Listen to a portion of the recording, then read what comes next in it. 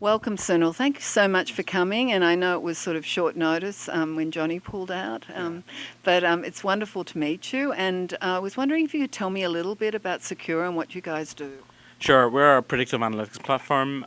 We do digital identity verification. That's using a lot of data from the internet and the real world to be able to risk rate consumers for businesses, to help businesses figure out if their customers are who they say they are or not. And businesses need that for a few reasons. One, they need to sign up more good people to improve top line revenue. They need to keep bad people out to prevent fraud losses. And then they need to prevent kind of reliance on manual processes because the emerging population of consumers who are all mobile first want instant gratification and no friction. So, people are replacing antiquated 15-year-old technologies that facilitated signing up of these customers with these newer technologies because the traditional infrastructure and tooling that allowed businesses to de-risk consumers have been based primarily on credit bureaus. And the bureau's tools have been turned largely ineffective because their data has been stolen. So they're monetizing stolen data as their business model. And more acutely, they can't cover the emerging demographic because they're all thin file. Millennials, who are going to be 80% of the US workforce in the next 3 years, and then Generation Z, who are going to be 40% of the US population in the same time. Wow. Both of those groups of people, they're growing up in a shared economy world where everything's on demand, right? I don't need to buy a car anymore. I can call an Uber. I can't afford to go buy a home because I'm paying off student loans. So I'm going to stay with mom and dad longer. I'm going to spend money on debit cards and not credit cards because I can't get credit cards. Yeah. Right? Those type of problems are very acute because these are the people that are going to drive the economy for decades to come. And then globally, when you look at the problem, you have the issue that 5 billion people in the world live on cash.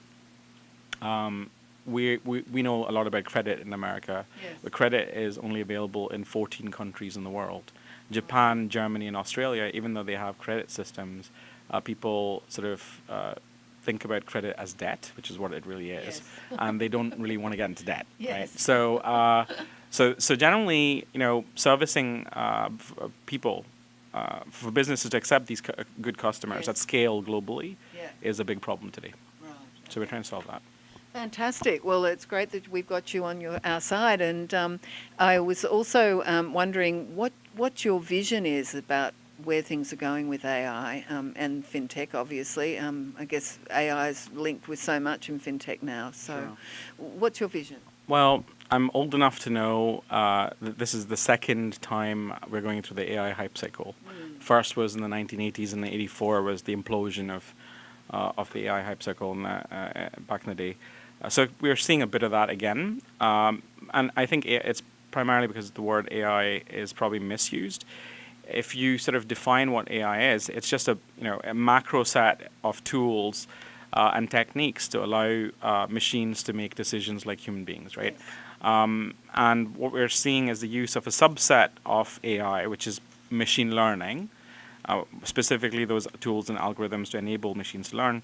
And then where we're seeing the explosion, I think, in hype is around a subset of machine learning itself, which is artificial neural networks, right? The algorithms and the technologies for neural networks are now 30, 40 years old. But cloud computing has made it possible for us to train those systems much faster and much more quickly and rapidly because of the lower cost of compute, which has allowed those systems to learn quickly. In the 80s, we used to refer to those systems as expert systems. And that's what they are. So we're seeing the emergence of that. And to your point about the impact on financial services, the biggest impact looking into the future is the mass displacement of people. And while AI and machine learning and automation is displacing people at scale across a variety of industries, financial services, in my opinion, is the one industry that's going to be thinned down the most in terms of reliance on people, fundamentally because banking, as far as I can remember, has always been about automation, Yeah. right? Banks are actually software development shops, not the traditional They just don't know brick it. and mortar. Well, a lot of people don't know it. And we used to joke in the early 2000s that the largest software development company was not Microsoft, it was Citigroup. Oh, Right. interesting. They had those many developers. But I mean, because of that macro trend of automation, and now with machines that can replace people in often repetitive jobs and replace middlemen and so on, that's impacting financial services in a big way.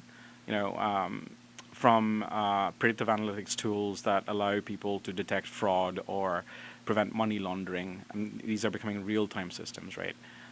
To advisory services, brokerage services and so on that are now being replaced by robo-advisors, to customer service tools like chatbots and others.